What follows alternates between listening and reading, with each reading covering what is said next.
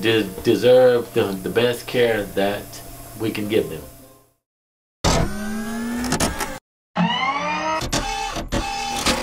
Arlene has been with Dental Works for years and years, and she's the longest OR tech that they have, and she is also the very best that they have.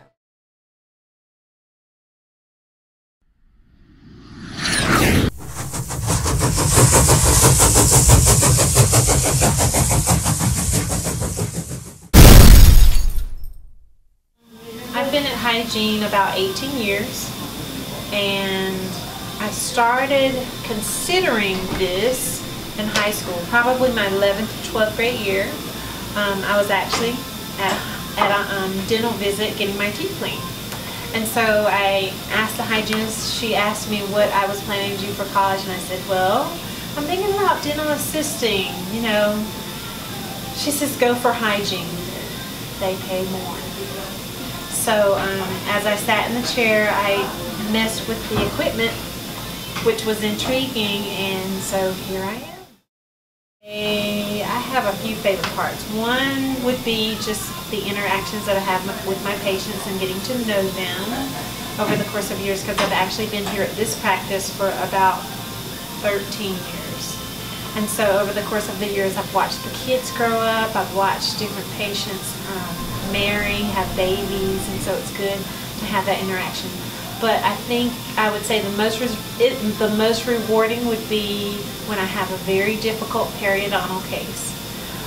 Someone comes in, they haven't seen the dentist in a while, and there's a lot of tartar buildup. So actually going in, removing that tartar, and then seeing them a few months later and seeing where the tissues are healed up and nice and healthy. That's a good feeling. Early on, it was more of a challenge, just because I didn't feel very confident and just kind of wondering, especially with me coming from a small town where there was a lot of racism. But being in a bigger city like Raleigh, Durham, it still exists, but I think with time and confidence, I have felt confident about stating this is what you need, blah, blah, blah. And I think that my passion for the field, my knowledge of the field, pretty much speaks for itself. Inspired me is when I was young, I needed braces, and I had a overbite and used to had a protruding upper jaw, so I needed braces. And after I got the braces off, I started feeling good about myself, and started looking better. And it then dawned on me that if just having a nice, pretty smile can do all that for you, then that's what I wanted to do as a profession. Making people feel people feel comfortable and first relaxed about coming to the dentist. Most people have a negative impression about going to the dentist. So first of all, it is about making them feel comfortable. And then secondly, it is about providing the much needed dental care that they may need, whether it is a cleaning, filling, extraction, root canal, whatever is needed, that I can provide that service for them. It's the general challenges that you face for dentistry. At first is the expense factor. It is rather expensive to set up a dental practice. So for instance, this operatory may cost roughly about $30,000 just to set up. So the expense factor is one of the things, and two, also as a person of color, there used to be an old stereotype where we don't do work as good as the other major race. So for having my patients come in and believe in me and believe that I can do as good a quality as work as anyone else in the profession. From a general health perspective, if you don't take care of your teeth, you can get gum disease, which is periodontal disease that can lead to other major issues, cavities, and also heart disease as well. to dentistry also, we are one of the last original entrepreneurs, meaning after dental school we can come out, set up shop for wherever we want to, and patients come to us though to know. So we are one of the original entrepreneurs. You have to enjoy what you do.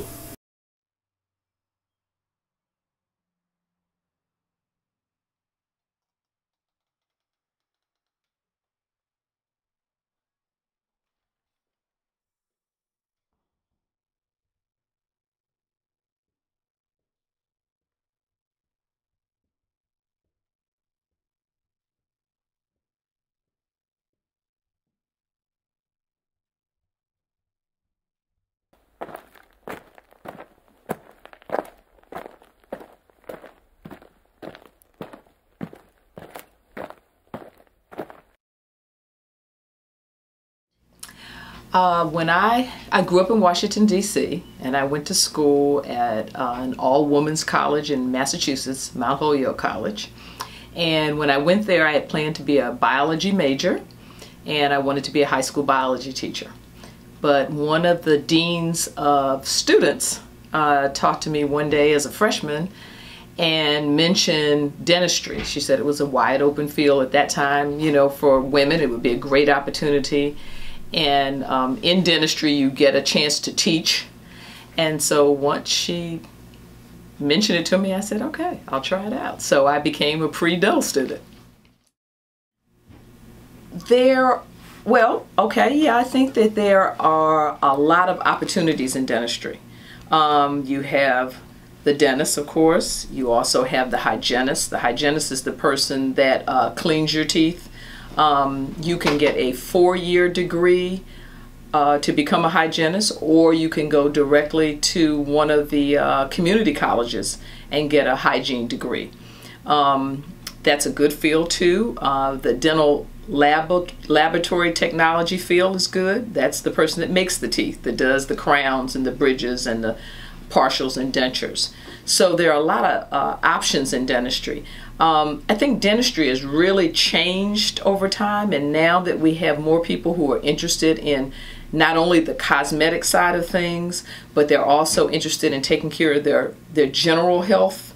I think dentistry has moved into a mainstream in medicine now, because now we realize that there's that relationship between your oral health and your general health. How your oral health, your periodontal health can affect your heart. It can affect stroke possibilities. Now they've even made a connection between oral health and the bacteria in your mouth and Alzheimer's. I've been in the dental field a long time, and I still thoroughly enjoy it because it's always changing, and I'm always learning and learning new techniques.